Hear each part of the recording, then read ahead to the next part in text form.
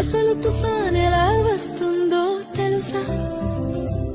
సముద్రం మొదట ప్రశాంతంగా ఉంటుంది, అలలు మెల్లగా తాకుతూ ఉంటాయి. కానీ సూర్యుడు బాగా వేడెక్కితే సముద్రపు నీరు కూడా వేడిగా మారుతుంది. ఆ వేడి నీటి మీద ఉన్న గాలి కూడా వేడి అవుతుంది, పైకి ఎగురుతుంది. గాలి పైకి ఎగినప్పుడు కింద ఖాళీ అవుతుంది. అప్పుడు చుట్టుపక్కల చల్లని గాలి ఖాళీ నింపడానికి వస్తుంది. ఇలా గాలి ఎగరడం దిగడం మొదలవుతుంది. అలా తిరుగుతూ తిరుగుతూ ఒక పెద్ద చక్రంలా మారుతుంది.